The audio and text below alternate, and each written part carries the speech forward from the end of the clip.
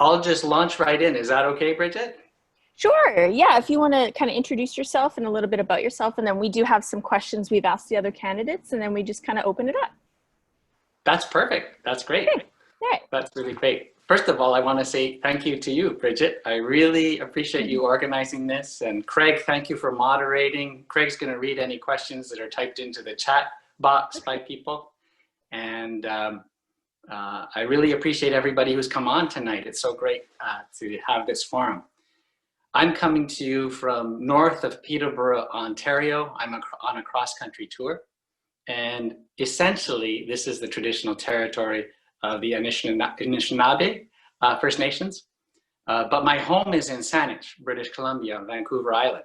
And my home riding is Esquimalt, Saanich, Sooke. And each of those three names is a First Nations name. The Esquimalt First Nation, the Wisanic First Nation, and the Sauk First Nations. And we have other First Nations as well. We have the Sequim and the Pacheedaht. So it's South Vancouver Island has a variety of Indigenous First Nations. And so I want to make that acknowledgement and not just do it as a matter of routine. I went into law because I felt that deep injustices had been done throughout our history in Canada and continue to be done in Canada to Indigenous people in our country. I felt that law was a way to address some of those injustices through litigation and legislation. And so I don't make these land acknowledgements lightly. It's something that is near and dear to my heart. And I'm glad that it's a priority for the Green Party as well. I'm going to introduce myself very briefly, about 5 minutes. I'm going to speak about my vision for Canada, my vision for the Green Party, and what I have to offer as a leadership candidate. And then we're just going to go to your questions.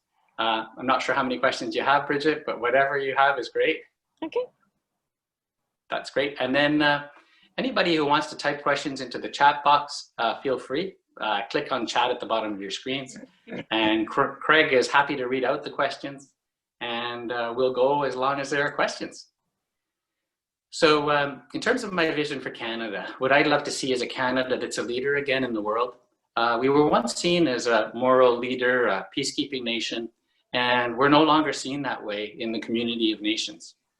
I'd like to see a Canada that's leading on the #1 threat to human civilization and the cause of mass species extinction, which is the global climate emergency.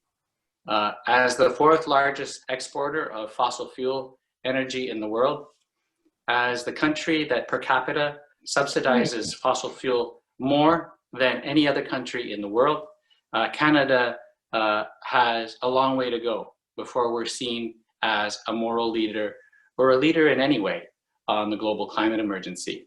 So I see that as something that would be important for Canada to do, because we're not going to address this climate emergency unless Canada is a leader. I also don't think Canada is going to be a leader unless we have more Greens in the House of Commons. And so it's very important, in my view, that we have a Green Party that's competent, that can actually win seats in the House of Commons, that can go from 3 seats to 10 to 15 to 20, and ultimately form government. And that is a building job that needs to start right now. The science is clear. We have 5 to 7 years before climate change is irreversible. We need action now. And the Green Party needs to transform itself right now. We need to be competent in 338 ridings so that candidates like Bridget and me, when we come into the party, we actually have money in the bank. It's not like we're fundraising from day one. And we have volunteers who are trained and ready to go on day one. And we campaign between elections. So it's not just 2 months before the election or 6 months before the election, but we're campaigning right away, all the time. And that's the kind of Green Party that will win seats. Another thing is the Green Party needs to figure out how we link up, not just to the Friday climate strikers who are our allies, or Extinction Rebellion, or the Sierra clubs across Canada.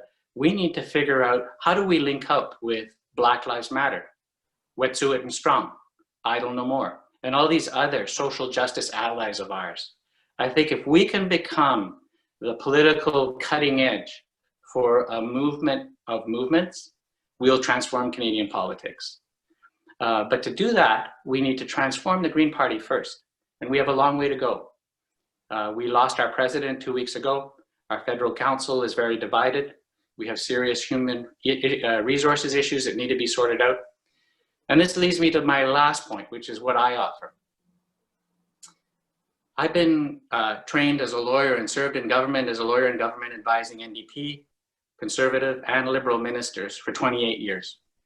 I understand how human resources management and how innovation teams and how transformational change work. That was my work.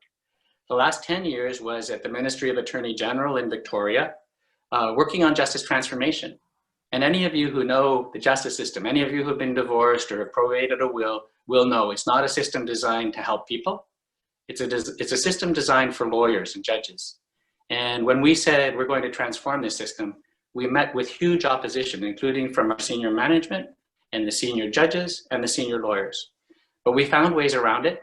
And by the end of our project, we had people flying in from the United Kingdom, Australia, Singapore, the United States, other Canadian jurisdictions to see how did BC crack the code on justice transformation. And any of you who are interested in what we did, Google Civil Resolution Tribunal. We basically online huge parts of our justice system, the small claims court, all strata disputes, condominium disputes in BC now go through the Civil Resolution Tribunal, almost all. Most motor vehicle accident litigation goes through the Civil Resolution Tribunal now.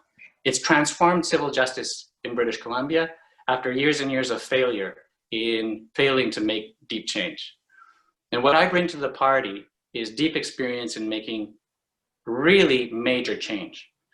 I also bring a lot of political experience to the party. I'm the only candidate in this race who has campaigned from Atlantic Canada to British Columbia on winning Green campaigns.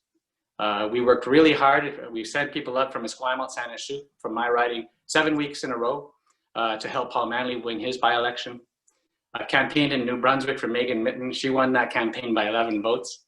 That was almost an entirely French campaign. And that's another point, is that we need a leader who on day one can campaign on the doorsteps, who can win leaders' debates in both French and English. I believe that I'm one of 2 or 3 candidates who can actually do that. But I do have a unique French skill. In addition to doing my bar admission course in French here in Ontario, before coming to BC and doing my bar in BC, I used to play a lot of hockey. I'm not a good hockey player, but I played a lot of hockey, especially on French teams. And you listen, you learn a different kind of French. You listen and learn when you're on a French team as the only English player, and an English player who maybe isn't very good, so who gets teased a lot. So I learned hockey French, and I really believe that's the kind of French that connects on the doorsteps in New Brunswick, where I've campaigned, in Quebec, in Eastern Ontario, and in Saint Boniface, Manitoba. We need to start winning these French Canadian, these languages where in Canada, these ridings in Canada where French is the main message, the main language, especially in New Brunswick. We can break through next time. Jenica Atwin has already broken through. So let's build on that energy. Those are some of the unique things I offer compared to the other candidates. Last thing I'd say, and then I'll turn it over to you for your questions, is that we need a leader who can actually win in the riding that the candidate ran in 2019. I came a close second. We had 2,000 lawn signs out, 200 volunteers. We thought right up until the end that we were going to win. We were ahead in the polls 2 weeks from election day, and then things started to slide. It was a good learning on what needs to happen in a national campaign for people like me and Russell Coy and Amit Kutner and others to win. But if we elect a leader who can't win a riding, can't win where they ran last time, we have a problem.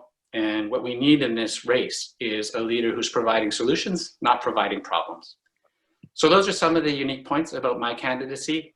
I'd be delighted to answer your questions. I'm looking forward to that. And again, after we've covered your questions, Bridget, maybe folks want to type into the chat box other questions, and I'm delighted to answer those as well. Thanks again. Over to you, Bridget. Thank you. Well, you're kind of already answered my first question, which was, why would you be the best candidate to lead the Green Party? So I'll just skip to the second one, unless you want to elaborate. If you don't mind, I'll just take a couple of minutes on that. Yes, please. I've outlined a few of the things that are unusual about me, but there's one thing that's really important that I haven't said, and I usually wait for the questions to say it. I think what we need as a party is somebody who is a uniter, somebody who's able to pull together all these other fantastic leadership candidates. We have unbelievable talent. I mean, many of you know Amita. She's unbelievable. PhD in astrophysics. Her policy insights are incredible. We served on the shadow cabinet together. She's just fantastic. We have a huge range, eco-socialists and socialists at one end of the spectrum, people who feel really strongly about Palestinian rights. And then at the other, we have people who, want to protect Israel's right to exist and everything in between. And if we could pull this fantastic group of 9 candidates, it's the most diverse group of leadership candidates in Canadian history, in Canadian political history. If we could pull this group together, get them all running in the next election, get them winning seats, it would not just transform the Green Party, it would transform Canadian politics. So I'm really keen on the idea of uniting all these disparate candidates into a team of rivals. Any of you who are history buffs, there's a book that's been written about Abraham Lincoln's cabinet. It was a team of rivals, people who had run against him for the presidency and his rivals inside the Republican Party and from the Democratic Party. So that's my vision. And I think that's an unusual vision among the leadership candidates. I haven't heard any of them expressing it yet, but I expect them to do so soon. Thank you. Yeah. Could I jump in with a follow-up on that point? Please do. You mentioned the divisions at the federal council level. What's the first step in getting those healed? To me, it's all about relationships. I know many of the people in the federal council. They're fine people, but there's a lot of history there. And people see each other through lenses of history. There's been some stress with the arrival of a new group who don't share the same history as the old group who are there. And a lot of it, I think, is about just listening to each other, pulling together, and a leadership that is forgiving, not a leadership that's judgmental. And I really believe that one of the things we had to do in the justice system was lead a culture change. And the way you lead culture change is you lead by example. And then you identify the core values for the organization. We have 6 core values in the Greens. And you hold each other accountable to live by those values. The values of nonviolence in how we speak to each other. The values of participatory democracy, of really listening to the membership, reporting back to the membership, being accountable to the membership, and holding ourselves as leaders in the party, federal council leaders, and as the leader who's elected in this race, accountable to each other and to the values.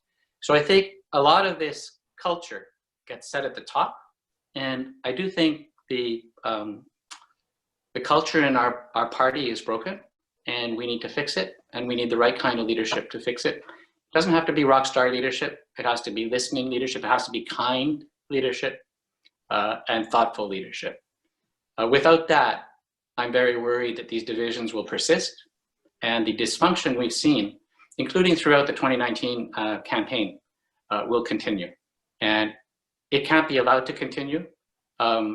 So we also need strong leadership. We need a leader who knows when to say, this cannot continue, and we need to fix it, and we need to face up to it.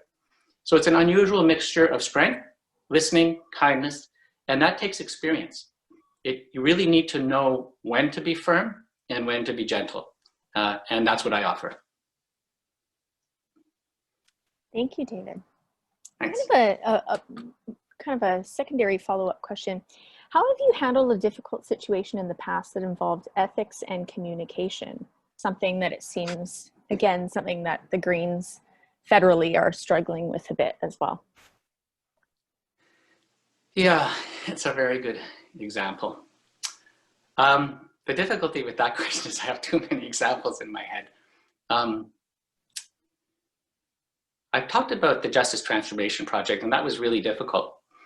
But when I was responsible for justice transformation at the Ministry of Attorney General, I was also responsible for human rights. And the Human Rights Code, the Human Rights Tribunal, the building of a new Human Rights Commission in British Columbia. One of the most interesting experiences I had, which relates to this question, was about transgender rights. We had a very conservative government at the time. They were called Liberals. Our Attorney General was Suzanne Anton. Our Premier was Christy Clark. And the caucus, the Liberal caucus, was not interested in changes to the Human Rights Code that would protect transgender people in British Columbia in an explicit way. We had seen the progress in other provinces and other countries around transgender rights. And it was always an issue on our agenda as public servants, but public servants don't get to decide policy. We get to propose, we get to support. But something really interesting happened. The Vancouver Pride Parade organization said to the Liberals, "You're not going to march in this parade unless you bring in protections for transgender people." And that political pressure totally transformed our professional lives. And it did it like that. The activists applied huge pressure, I think, to the Premier's office. And the Premier decided, we're going to march in the Pride Parade and we're going to get this amendment through. So we jumped into very intensive consultations with academics, especially at the University of Victoria, where there's some deep expertise in transgender rights. We consulted with the activists who are putting their pressure on. And we worked very closely with our own minister, Suzanne Anton, who had her doubts about this issue. But what was most wonderful was this relatively conservative caucus, including people, from the Bible Belt of British Columbia, the Fraser Valley, and so on, came on board. It was remarkable to see. It was actually a very moving event. There was nobody who voted against these amendments to the Human Rights Code, which we'd worked day and night to get through in record time. Nobody voted against it in our legislature, in spite of the deep social conservatism of many of the members in that legislature. One of the reasons it got through that way, I think, was because of the leadership of the activists in the Pride Parade, but also because the Premier said, we need to make this happen, and we're going to make it happen now, and we need to get everybody on board. Another thing that happened is the Liberals really recognized the role of the NDP in a lot of the policy work around this. The NDP had put forward many private members' bills that had gone nowhere, and they were, very generous in recognizing the leaders in the NDP caucus as well. And it was a very moving event. People were in tears when this was passed in the legislature. It chokes me up even now talking about it, because we were able to bring together these various different circumstances and really create a transformational change that was wonderful for transgender people in BC. And so that's one of the examples of how, you have to be ready, you have to prepare the ground, but sometimes the timing just doesn't work out, and then click, something happens. And you hit the tipping point, and then you can really start rolling. And the key is to be ready when the tipping point hits. And this is exactly the opportunity for the Green Party. I think if we can get organized in 338 ridings, if we could figure out the basics, how to run a paper route, how to deliver those papers by 9 a.m. in the morning, which is a challenge. We deliver the papers at noon or sometimes midnight. We are not organized, but if we're organized, ready to go, and then we hit that tipping point, the same thing's going to happen. We're going to really make significant change. And ideally, there'll be quite a bit of consensus around it because it's the right time and the Greens were ready. So that's how I see, as leader, my job is to get the party ready. And it might not happen, this tipping point might not happen when I'm the leader. It might happen when, say, Amita's the leader. But what I love to do is get things in place so that this rock star group of leadership candidates we have now, the next generation of leaders, is really ready to go. They can all speak French. They've all served in Parliament. They all understand the bureaucratic process required to actually move legislation through. They're all ready to be the next leader of the party. That's what I'd love to see, that when the tipping point hits, we're really ready to roll. Wow, thank you so much for that. Okay, well, I'm going to pivot a bit to ask some very current pandemic questions, unfortunately. How will you link pandemic recovery funds to companies that set green targets? So how would you link pandemic green funds? Thank you. Yeah. So what I would say is we as a Green Party have a fantastic plan for a just transition, and that's where we should invest. And the way we talk about it is our economy needs to get rolling again. And it's very important for us to help the economy get rolling in the right direction, and that's towards a green recovery. And if we can say as Greens, here are our priorities. Our number one priority is to generate the largest job creation project in Canadian history, bigger than the Transcontinental Railway. It's the East-West electrical grid. And companies that have the engineering skills and the knowledge to build that East-West grids are our priorities. And we want to build that grid so that it's powered entirely by renewables. And communities and others who have renewable energy projects at a local scale, which they can build up quickly and then put in their surpluses into this East-West national grid, that's where we're going to concentrate our resources. And we're also going to say, to get there, we're going to need massive retraining of our fossil fuel industry workers so that they can become part of this largest job creation program in Canadian history. So we're campaigning on free tuition for trade school, college, and university. And this is going to be a major boost of investment in our education sector. All three sectors, trade school, college, university. We should also say, we're not going to leave anybody behind during this transition. So we're not just going to invest in corporations, we're going to invest in people. With a guaranteed livable income, no one is going to fall below this safety net. And if only Trudeau had been doing this instead of bringing in the CERB, the Canada Emergency Response Benefit, we would have a much more fair, much more universal, much more easy to administer program. And by the way, much less expensive program than the CERB. And so we campaign next time on a social justice agenda as well, which is closely tied into recovering from the pandemic. So this is all about going forward. I do think we need to learn the lessons of history though. Why do we have a pandemic? It's because we have failed to protect wildlife habitat around the world. And this is just going to get worse. And unless we deal with the causes of the pandemic, where we keep the distance between humans and wild animals, where we protect wild animal habitat, and where people aren't forced into a livelihood of selling wild animals so that they can earn a subsistence income, then we're not going to actually address the root causes of this problem. So let's address those problems globally as well. The pandemic is a global problem and the solutions have to be global as well. But Canada should lead the way in showing how to get the economy going in an intelligent, green way. And then once we've done that, let's share our expertise in the world, just like we did on the Civil Resolution Tribunal at the Ministry of Attorney General. People will fly in, they will look at us and learn from us. The Norwegians learned how to set up a heritage fund, which became a $1 trillion fund. And they learned it from Alberta. Alberta, of course, blew it. They spent all the money, didn't save it like the Norwegians. But let's be leaders again. Let's set the standards for the world again. And let's show how we can create a green recovery and also address the causes of the pandemic. By the way, the person, have you had Courtney Howard on yet? Dr. Courtney Howard, you had her recently? Yes. I think she's the leadership candidate in this race who, because she's a public health doctor, emergency doctor, she really has a wonderful story about how public health and environment are closely related. And if we could capture and bottle Courtney Howard's answer and cut it down for all of us as candidates next time, I think she has a brilliant insight into how to tell this story. And Greens need to be telling positive stories, not the sky is falling stories, even though it is. We can't be talking about the sky is falling. We need a positive story about how we're going to move forward. And Courtney has a huge part of that story.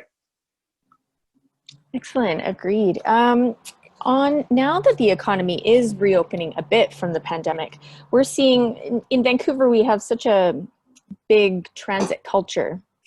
How do we get people to leave their cars behind? We're seeing so many more on the roads right now.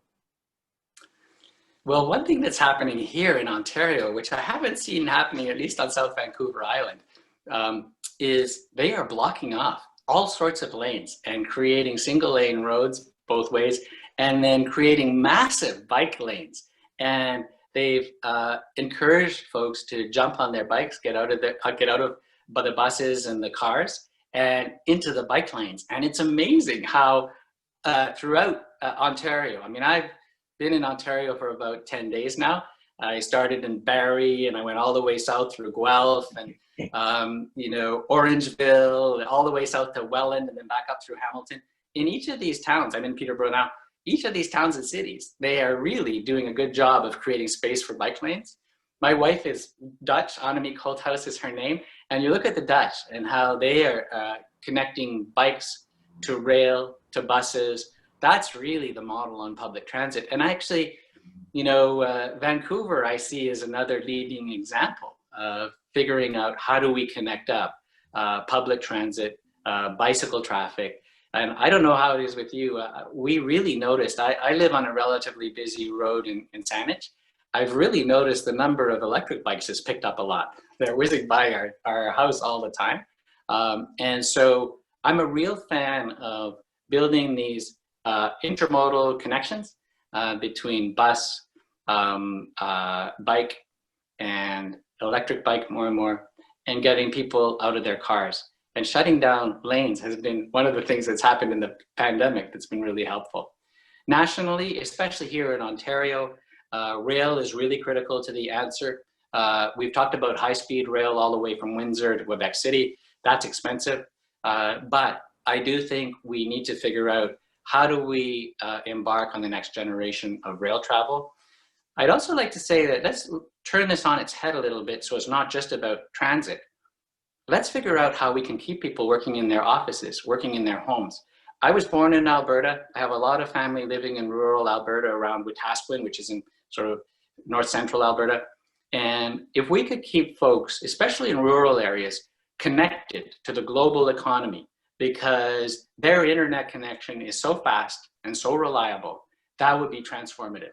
They wouldn't need to get in their cars to drive 2 or 3 hours to work, to Calgary or Edmonton. They'd be in a different world. And it's the same thing with the Lower Mainland and its gridlock. I told you the story of the Civil Resolution Tribunal, which is the only part of our justice system that stayed open throughout the pandemic. The best thing about it, no one needs to travel to it. You come into the Civil Resolution Tribunal through your phone and home computer, no paper, all email, telephone dispute resolution. We transformed a big chunk of the justice system by saying nobody should have to drive to a courthouse. Nobody should have to file a pile of papers to start their small claims or their strata dispute. What we need to do is change the way we think about the justice system. It's not about judges and lawyers. It's about service to Canadians. And if we can change the way we think about transportation, it's not about moving millions of people. It's about figuring out how can we get people to work productively in a happy way from where they are so they don't actually have to travel huge distances. That would be transformative change in our transportation system. Absolutely. I'm going to pivot to something that definitely affects all Canadians and across BC, but Vancouver East substantially. So BC has had so far 728 overdose deaths in 2020. What can the Green Party do in Parliament to bring attention and real solutions to this crisis? We need to follow Portugal. And when you're working on deep transformational change, it's wonderful to have an example of how it's already being done successfully.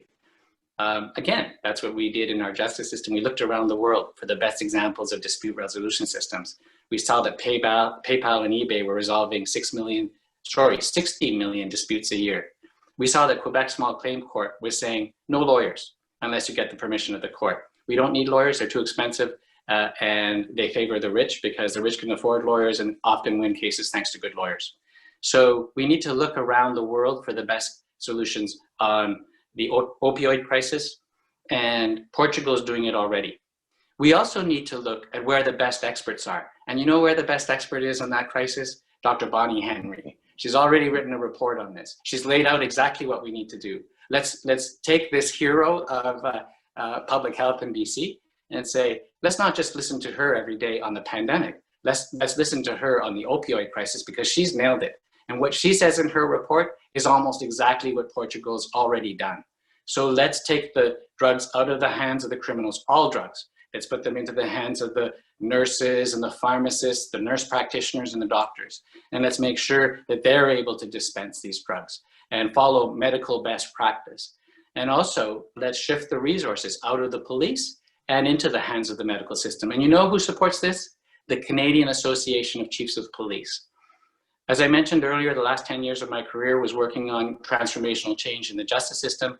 And I worked with the assertive community teams, the ACT teams in Victoria, which are a model for BC in the world. And it's not the police officers who show up first when somebody is having hallucinations because they've been taking opioids or they're really strung out and unable to function. It's the social workers on that team who are knocking on the door first.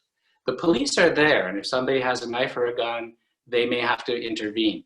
But those ACT teams are an example for the world. British Columbia, in many ways, because of the terrible impact of this crisis on our province, is leading the way. But as happens so often, we have the reports, we have the recommendations, but the New Democratic Party lacks the will to make it happen. And the BC Greens and the federal Greens need to hold our respective governments' feet to the fire on this and say, we know what needs to happen. Portugal is doing it now. Switzerland, especially Zurich, is doing it now. Holland, especially Amsterdam, is doing it now. There's no excuse anymore, except we know that it's a total lack of political commitment for making deep change. And I think that should be our role as a political party, is to hold these governments accountable. In some ways, it's to shame them into doing the right thing. That's a very strong word. It shouldn't be our first step, but we're now at that point. This is a crisis, as you said in your question. This is a bigger crisis for British Columbia in terms of mortality than the pandemic. And yet it's being ignored, systematically ignored by the NDP and by the federal Liberals. Thank you. Well, I have a couple more questions, but I have a couple questions here in the chat from Ginny. Before you go to Ginny, can I just say one more thing? Some of you may have seen, I had a Zoom call yesterday with Dr. Courtney Howard on this very topic. And the name of the Zoom call was, "We must legalize all drugs in Canada." So I'll just mention that. The reason I mention it is that I'm not an expert in the medical aspects of this. Courtney Howard isn't an expert on the justice system aspects of it. But tomorrow, together, we're much stronger.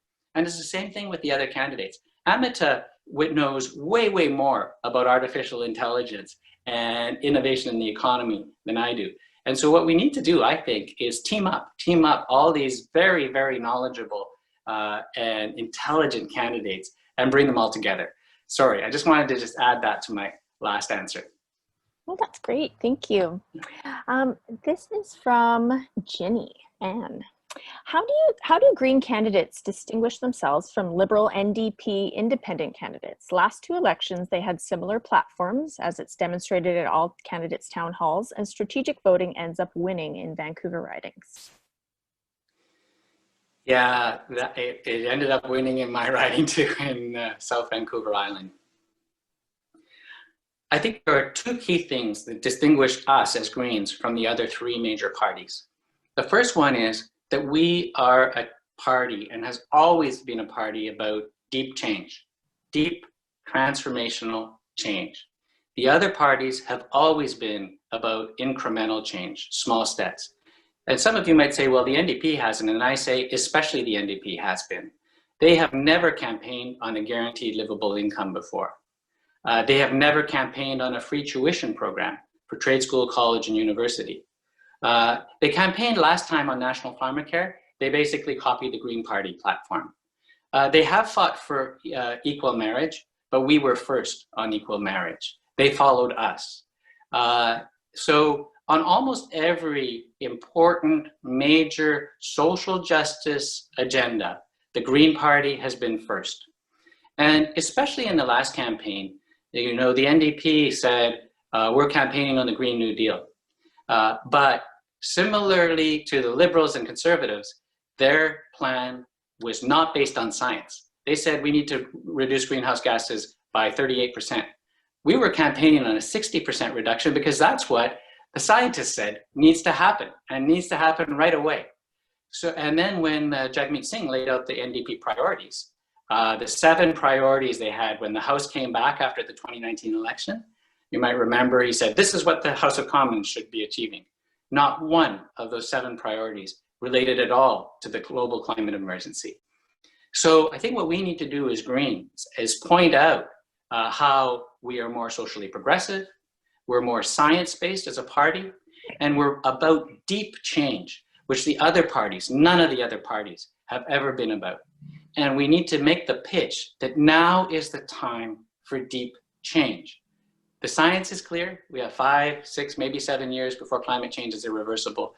And if we don't move quickly and fundamentally change how our economy is powered, how our social justice systems work, how we address mass species extinction, then we are heading down this irreversible slope and we won't be able to climb back up. That's the first thing, is the fact that we're about deep change and the other parties are. The other thing I think that we can say to Canadians, and Canadians see this in us, we're very different from the other parties in that ethics, integrity, and values are critical to our DNA. And in the polling last year, we would see over and over again, when they rated the leaders, Elizabeth May was head and shoulders above the other parties' leaders on ethics and integrity measures. And I think people can see that the Greens are different. You know, we always come back to our 6 core values. They can see that we've been deeply committed to social justice and environmental issues since we were founded in 1983, and we've never wavered. Even though that hasn't won us seats, that commitment has been derided across Canada. I mean, you've heard this on the doorstep, Bridget, you know, oh, you Greens, you're the party of no, you know, you're the tree huggers and the sandal wearers and the tie-dye shirt wearers, all that kind of stuff. You've heard the abuse. I have to. But with all that, people know that we're deeply committed to these values, and we haven't wavered since we were founded, even though we didn't win many seats with that platform. Now people are paying attention to this, and I hope what they'll see is that we are the authentic party. We're the ones who do stick to this platform of ours that we started with in 1983, and we stick to it with integrity. So it's 2 things: deep change and this ethics, this integrity and ethics sense that Greens, when we're at our best, project to Canadians. Excellent. And maybe I'll just put it out to everyone in the chat here. Are there any questions from anyone here? Yes, Terry. Oh. Bottom left, Terry.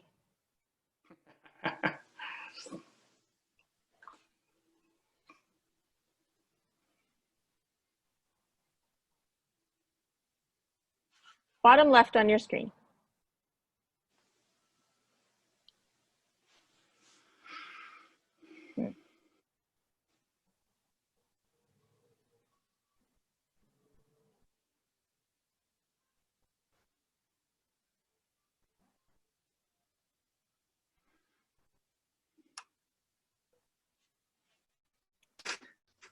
Hold your mouse over the bottom part of the screen and it will bring up a menu bar.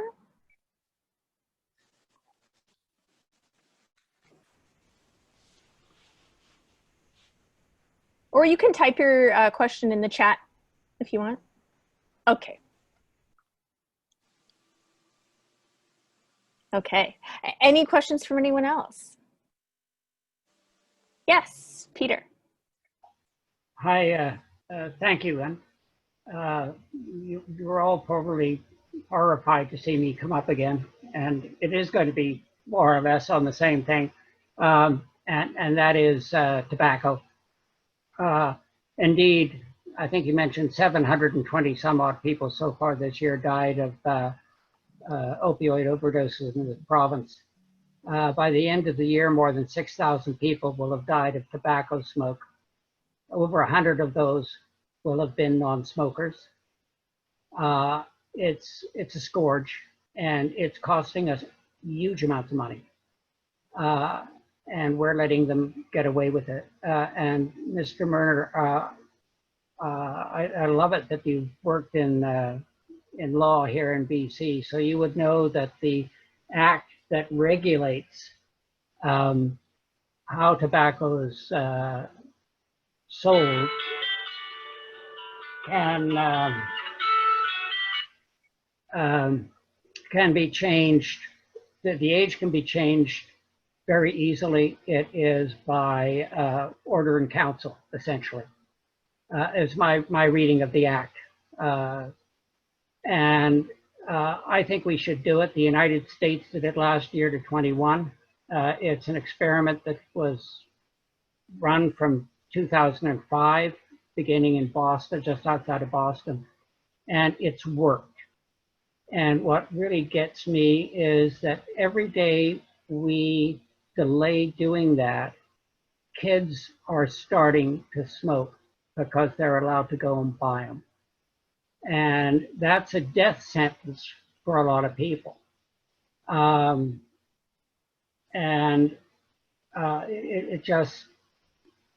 It really disturbs me that we just don't bloody well go ahead and do it. And if this means raising the age of smoking marijuana to 21, I say go for it. You know, I love my smoke, but not tobacco. It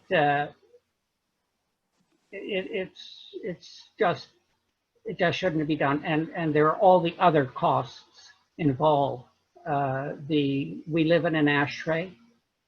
The damage to the environment cigarette butts represents is enormous. As you probably remember, the Elephant Hill fire in 1917, which burnt down 120 homes, was started by a smoker. So let's do it. And I can tell you this, I've been quite excited by your talk. I work with Physicians for a Smoke-Free Canada. I work with Air Free BC, Aeropova, with Jack Boomer, who's been in the education field in this area for a long, long time and has been recognized by the Heart and Stroke Foundation, who have been looking at the letters I've been sending out to members of Parliament with the assistance for getting in front of the leaders of the Liberal Party by a chap in Ontario who worked for the BC Liberals. And Jack is a Liberal Party member. So I'm working with whoever, and I've just started working with Andrew West, and I understand he's adjusting his campaign website on the basis of this. And in this, we're being helped by the Physicians for Smoke-Free Canada, and have provided his material in French translation as well. And I would really love to see every province in this country follow Prince Edward Island, done by a conservative, Corey Deagle, and let's get it done. And you know, I don't know how many kids a day start smoking because they can. Let's stop it. Thank you for sharing that. You are preaching to the converted. I think we need to go further than that. I think we need to phase out all smoking in Canada, and we need to look at the best examples around the world of how other countries are phasing it out. I think we should recognize that smoking is a terrible addiction with huge mortality, and we need to help people just like we help them get off other drugs. Mm-hmm. We help them get off nicotine. We follow the example in Portugal. Tobacco is a drug, and we need to treat people who are smokers with compassion, just like we would treat any other people with serious addictions issues with compassion. And one of the reasons I feel so passionately about this and how we need to move in a phased way towards ending all tobacco smoking in Canada is because I fought the tobacco companies in the courts. I was a Department of Justice lawyer on the team that filed a racketeering set of charges against the R.J. Reynolds group of companies that were smuggling tobacco through Akwesasne. We know how the tobacco companies operate. They systematically lie and deceive tax authorities, health authorities, and the general public. And yes, this is a much more serious problem than the opioid crisis and the pandemic. It's a huge public health disaster. We have to be very careful how we talk about it because so many people are so deeply addicted to tobacco and will very much resist this. We also have to be very careful because these tobacco companies are billion-dollar multinational companies who are very, very skilled at shaping public opinion and circumventing our laws. So we should have no illusion as to how hard it will be to eliminate all tobacco smoking in Canada, but that should be our objective, and I'm totally with you on it. I know we're in a dogfight, but I would say this. I have read that 80% of smokers favor raising the legal smoking age. You know, and that's just 10 years of smoking, and the most common thing said is, "I wish I could quit." Yeah, exactly. Yeah. Yeah, and when I was a Department of Justice lawyer working on the tobacco file, the facts are clear. The question again is a question of political will. There are strong lobbies. You know this better than I do in terms of the Ontario tobacco farmers and these multinational companies who are able to hire the best lawyers on Bay Street. But we need to take them on. It is a public health disaster. Right. Thank you very much. And thank you, Peter. It's been a pleasure listening to you. I find this exciting. Me too. Thank you very much for the feedback. All right. And I see Terry is unmuted. Terry, do you want to ask your question? Oh, I think you just got to turn up your volume on your speaker or on your computer. Okay. All right, sorry about that. Any other questions? No, we're good. Okay, I have actually one more that I asked all the other candidates, and you touched on this. A question just popped up in the chat, Bridget. Oh, sorry, a question just popped up in the chat. Yes, sorry. What are your thoughts on Canada's position on the international stage? I think it's really a shame that we have fallen so far. We've fallen off the international stage and into the orchestra pit. I mean, it's really sad. And it started with Stephen Harper and his lockstep foreign policy with the United States. And it's continued with Justin Trudeau. And you look at some of the promises Trudeau made in 2015 when they first came into office. They said that Canada would be back. Remember, Canada's back. And he said that in terms of foreign development assistance, Canada would hit the 1% target set by the United Nations and agreed to by Canada.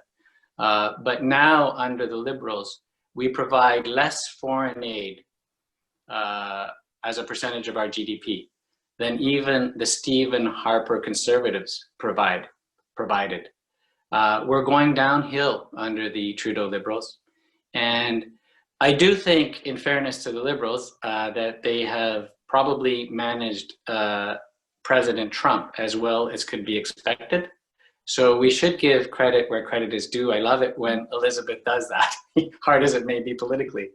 But when you look at the rhetoric, you know, the Justin Trudeau government's rhetoric around a feminist foreign policy and around helping with foreign aid, and then you match it up with the actions on the ground, people around the world, leaders around the world are seeing, just like Canadians are seeing, that there's a huge gap between the words and the actions. And that's one of the reasons that we failed to win a seat on the Security Council. It was a bit of a referendum on Canada's place on the world stage, and we were found to be wanting, and rightly so. What we need to do to recover, I think, is to go back to the sort of core challenges facing human civilization, address mass species extinction and the global climate emergency, and show the world that we can actually lead again. Just like we led in Lester B. Pearson's time on peacekeeping when the world needed peacekeeping in the Middle East. Now, the huge challenge for us globally is the climate emergency, and Canada needs to show that it can lead on that. I spoke to that earlier, so I'm not going to repeat it. The other thing that we need to do is to defend our traditional approach, I believe, our traditional approach to multilateralism, to building alliances, and to identifying the serious threats that countries like Russia and China represent to democracies like Canada, Australia, and even the United States. Especially when we live in a global world where the United States is no longer a reliable ally.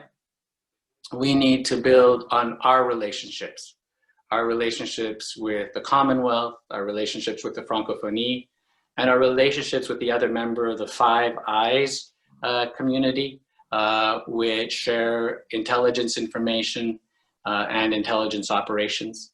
I see China as the biggest threat facing world order right now, and we see what happens with the Democrats in Hong Kong, with the Muslim Uyghur community inside China, and I think we need to take that threat seriously. The Trudeau Liberals and the Liberals generally, in the Chrétien years as well, have shown that they have completely underestimated and completely missed the boat in terms of the threat, the growing threat that China provides to democracy and to security in the Pacific. I think we need a shift with a real focus on how we address Chinese aggression in the South China Sea. And that's really one of the big global shifts that we need to make in Canada. And rather than following in lockstep with the United States foreign policy, we need to figure out who our sane allies are and work more closely with them. That's a bit of a long answer. I hope it addresses the question. Thank you, David. Well, we have just a few minutes left. Do you want to, any more questions from anyone? No, I think we're good. Do you want to just kind of close some closing Sure, remarks? thank you, Bridget. Thank you. First, I want to say thank you to you, Bridget. We've had a chance to get to know each other a little bit, not as much as I'd like, and I really appreciate you running in the last election, and I hope you'll run again. And I'm really hoping that we can build. It's tough to lose. I know how it feels to lose. I've lost lots of elections, and you have too. And but I think what the Greens need to do is think for the long term. Ideally, we won't have to think 7 generations down the road before we start winning seats consistently. But it's really important, if we want to win seats consistently across Canada, for us to be organized on the ground. It's really important to have a leader who understands the importance of organization. I volunteered in political parties for 30 years. I love campaigning. If you go to my website, davidmerner.com, click on the events page. Take a look at all the events we have lined up, all the way from here in Peterborough, Ontario to Quebec City, and then back again to Ottawa. Look at all the universities we visited with the Young Greens. We're the only candidates in this race that went from university to university to university through February and March. Actually, we started in January in my hometown of Victoria at UVic.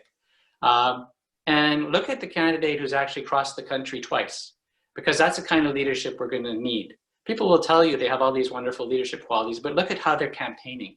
And you'll see on my events page how we're campaigning, which is on the ground, across the country, in every riding we can reach.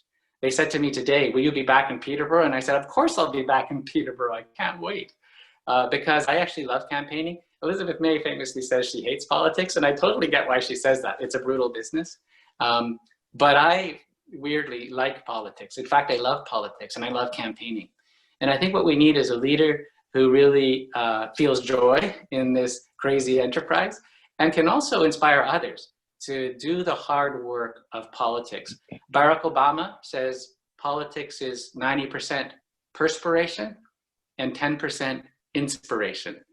And what I like to do is get out there working hard with all of you. So Bridget, I promise you, I'm going to come and knock on doors with you if I'm the leader. We'll knock on doors together and we'll have fun doing it, and we'll mobilize volunteers.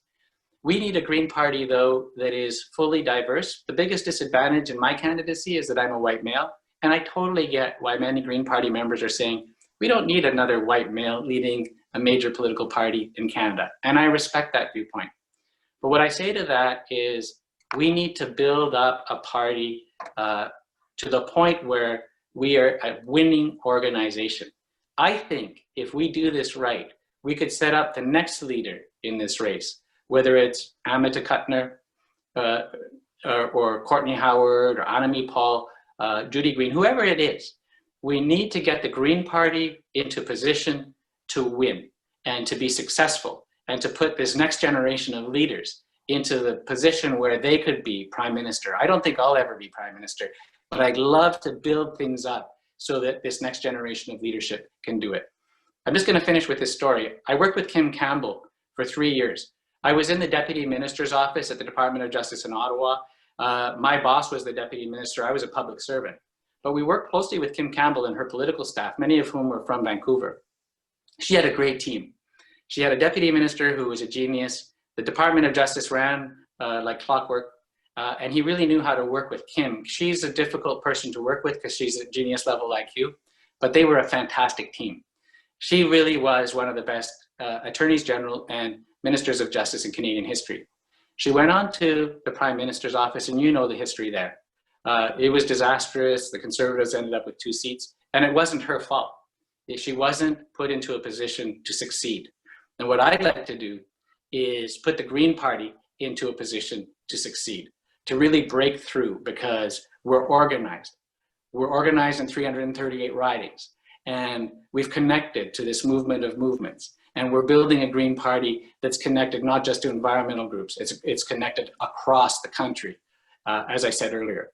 And if we brought this team of leadership candidates together, all these great teams, all these great leaders, and they were leading teams themselves, they were doing the outreach to the gay community in Vancouver. There's nobody like Glenn Murray, who is as well connected to the gay community in Canada and an inspirational figure for that community.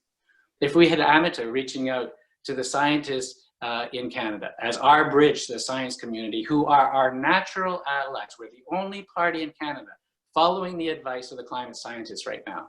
If we had Dr. Courtney Howard reaching out to the medical community, she's already a leader among Canadian doctors who are concerned about the environment. We could form a crackerjack team. And that's what I offer. That's the vision for the Green Party that I offer, is pulling these fantastic people together, putting the Green Party in a position to win, and then stepping aside for the next generation. If you are interested in helping out, we're looking for volunteers. davidmerner.com is my website, and there's 2 buttons on that website that are critical. One is donate. If you enjoyed this conversation, if you felt it was maybe even as good as a movie, donate $10. No amount is too small. And if you're interested in volunteering, in some ways that's even more valuable. Your time is extremely valuable. Click on the donate button at davidmerner.com. And I'm happy to stay on if there are more questions, as long as anybody else wants to stay on. But I really do appreciate everybody tuning in, all the homework everybody is doing to listen to the leadership candidates and to look at their websites.